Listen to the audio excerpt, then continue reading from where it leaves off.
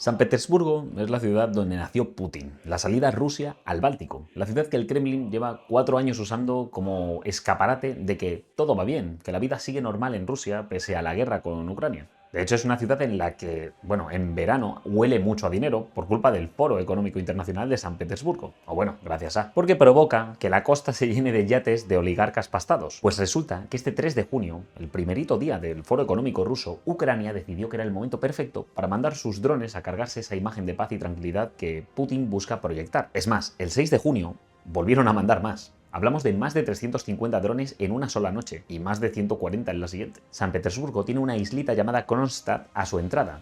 Es una fortaleza marítima inexpugnable y es la principal base naval rusa del Báltico. Bien, pues los ucranianos la dejaron en llamas. Varias embarcaciones fueron alcanzadas y en especial destacamos una corbeta de la flota que fue reventada en su dique seco. Y espérate, porque mientras todo esto estaba pasando, Putin estaba en el podio del Foro Económico dando su discurso sobre la grandeza de Rusia. Imaginaros la cara que se le debió quedar cuando empezaron a caer los bombazos y se activaron las alarmas antiaéreas. Un resplandor y hace ¡pum!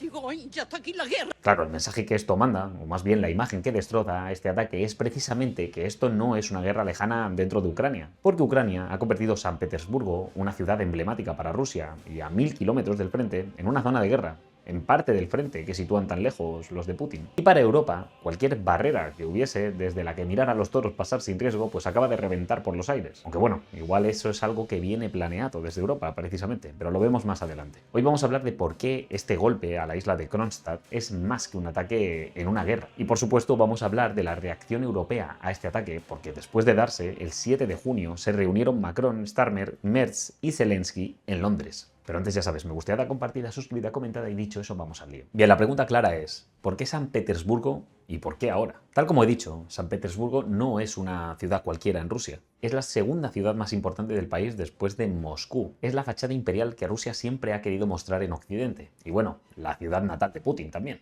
Durante 4 años de guerra en Ucrania, el Kremlin se ha dejado los huevos en mantener una ficción con San Petersburgo, una película con un guión de que la guerra está muy lejos, que es cosa de soldados en el barro, que el ruso ordinario en Moscú y San Petersburgo no tiene nada de lo que preocuparse y puede seguir con su vida como si nada. Aunque bueno, es verdad que ambas ciudades ya han sufrido las consecuencias de la guerra. Ucrania ya había atacado terminales de exportación de petróleo ruso cerca de San Petersburgo. De hecho, el alcalde avisó a los ciudadanos de esta ciudad de que habría nubes negras procedentes de los depósitos quemados. Pero esto que os cuento es un ataque mucho más dirigido a la dignidad y al orgullo de Putin, porque el Foro Económico Internacional de San Petersburgo era parte de esta peli. Hablamos de un evento que no tiene nada que ver con una guerra, con más de 20.000 participantes de un centenar de países distintos, firmas de contratos, fotografía de una Rusia abierta al mundo a pesar de las sanciones, algo como el Davos ruso. En Ucrania han debido decidir que les conviene acabar con esa peli, y por eso eligieron esa semana, y ese día, el 3 de junio, por ser el primer día del foro, enviaron una oleada de drones que se cargaron la terminal petrolera del puerto y la isla que os comentaba, la de Kronstadt, la base naval histórica de la flota rusa del Báltico. Es el lugar con el que Putin presume de su poder para proyectar fuerza, pese a que luego tendría que atravesar un corredor de países de la OTAN para poder llegar a algún lado con esa flota. Y bueno, sobra decir que ahí les darían por todos lados antes de llegar a ningún sitio, pero oye,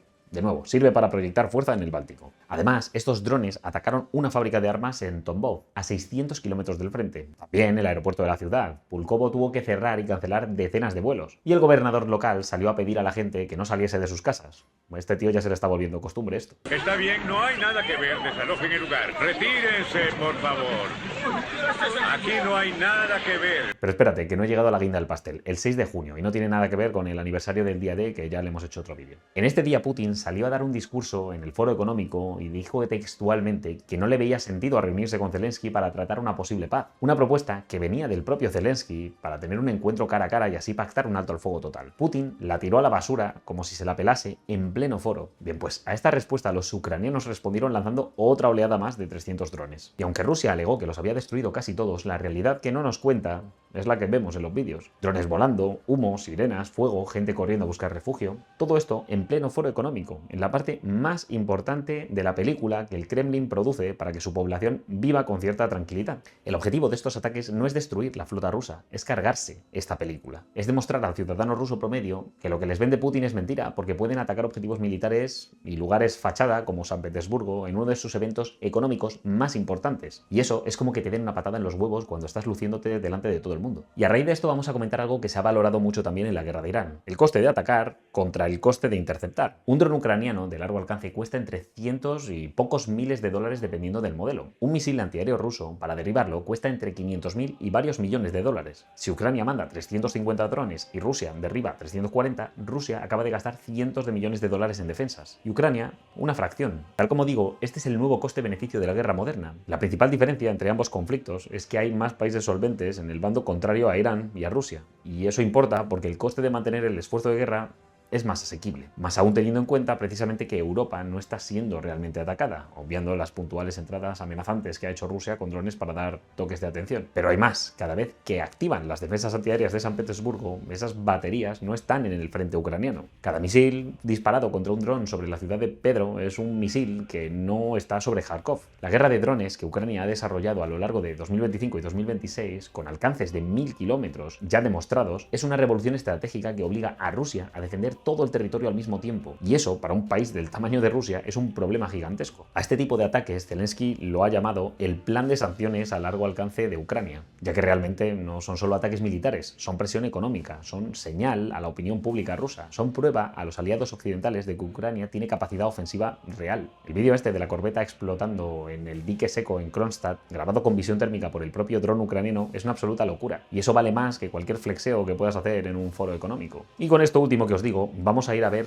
qué es lo que pasó en Londres, porque entra dentro del cálculo de estos ataques ucranianos. El 7 de junio, Macron, Starmer, Merz y Zelensky se han reunido en Londres en una cumbre de urgencia y se han dedicado a decir que están abiertos al diálogo con Putin, pero que a Putin pues le está faltando esa voluntad para que se produzca el diálogo. A mí me parece un cachondeo que salgan los cabrones estos a decírtelo después de reventarte la fiesta económica de San Petersburgo. O sea que para mí está calculado ese ataque, y que ahora salgan a decir que a Putin le falta voluntad para dialogar después de haberle golpeado, pues macho, casualidad no ha sido. Y es más curioso aún cuando lo pones en perspectiva viendo que Francia y Reino Unido habían propuesto una coalición de voluntarios, una iniciativa para desplegar fuerzas multinacionales en Ucrania cuando hubiese paz. Algo así como la KFOR en Kosovo o el FINUL en el Líbano. Pero bueno, ya veis que ahí no sirvió de mucho, la verdad. Así podéis ver cómo el comentario que Putin había soltado el 3 de junio en San Petersburgo no solo había jodido a Zelensky, también a esos tres. Así que negar que están usando esto como contrapeso para forzar la mano de Vladimir, pues es un poco ingenuo. La realidad es que no puede haber fuerza multinacional para mantener la paz en Ucrania si de primeras Rusia no acepta llegar a esa paz. Así que lo que están haciendo es presionarle más. Y mientras esto pasa, Estados Unidos está mirando pues a otra parte. Trump lleva meses más centrado en lo que ocurre en Oriente Medio que en lo que ocurre en Ucrania. Las negociaciones con Irán están en fase avanzada, pero es que las hostias no paran de caer. Si es que Irán ha vuelto a atacar objetivos en Israel, y Israel ha vuelto a meterse con cazas en el territorio iraní para atacar de vuelta. Aunque es verdad que ahora han dicho que han terminado de pegarse, como si hubiesen terminado un round de un combate de boxeo.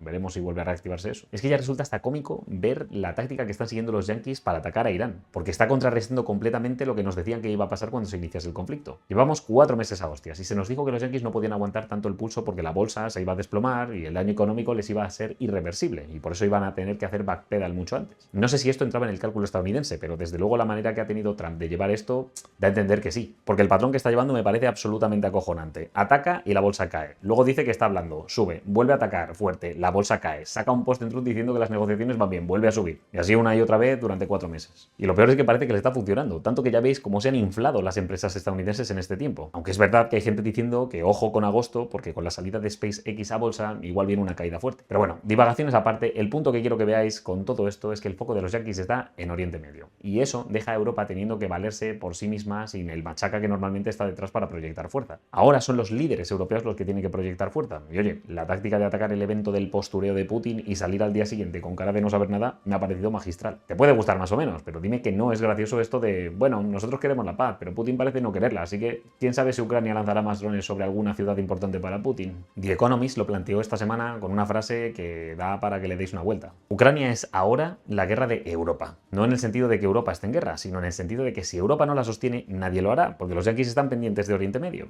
Y bueno, también de Sudamérica, más que del viejo continente, por lo menos. Y ojo a lo que voy a decir, porque es verdad que no hay que dejar de tener en mente que en Ucrania hay una guerra, pero es que un instituto de análisis de la guerra calcula que Ucrania recuperó en mayo más territorio del que perdió, por segundo mes consecutivo. Eso es una señal positiva, pero para que esa tendencia continúe hace falta armamento y hace falta dinero, hace falta presión diplomática sobre Moscú, y todo eso ahora mismo es responsabilidad europea. Lo que yo os pregunto es si estos avances son prueba de que Europa está poniendo más carne en el asador o son pues los remanentes de las últimas partidas yanquis a Ucrania, porque lo que hay que preguntarse es cuánto está dispuesto a invertir Europa en todo esto. Porque hay una diferencia brutal entre decir que nosotros apoyamos a Ucrania, pero luego tener que pagar la factura real de todo eso. La coalición de voluntarios, esta que os dije, reúne a 25 países que se han comprometido a desplegar fuerzas de paz cuando haya un acuerdo.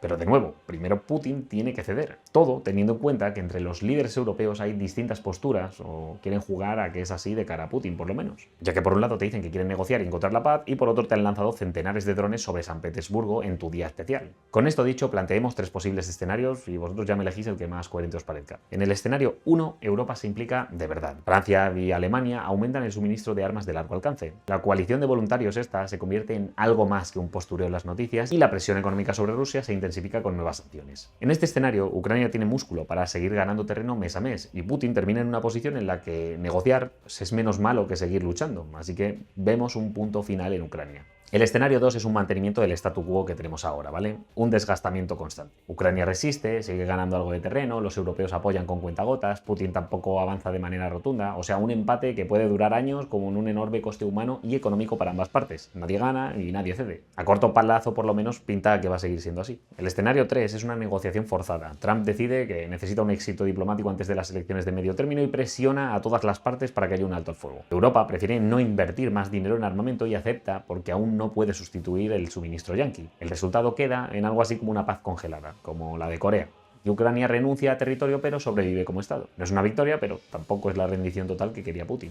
La pregunta es si Zelensky y Putin podrían vender ese acuerdo luego en su propio país. Desde mi punto de vista, yo tengo que decir que el escenario 2 y el 3 son los que más sentido tienen a estas alturas. Pero bueno, yo te cuento esto sin tener ni idea del asunto, así que trata tú de ilustrarnos en comentarios. ¿Creéis que Europa está de verdad dispuesta a cargar con esta guerra o seguirá esperando a que alguien tome las riendas? ¿Tiene razón Putin en lo de que negociar ahora no tiene sentido para Rusia? Te leo. Suscríbete si no lo has hecho ya y considera pillar la membresía que ayuda mucho al canal. Echa un ojo a los vídeos para mantenerte en el debate y nos vemos en la próxima. Hasta luego. Disculpen. Está bien, no hay nada que ver. Desalojen el lugar. Retírense, por favor. Aquí no hay nada que ver.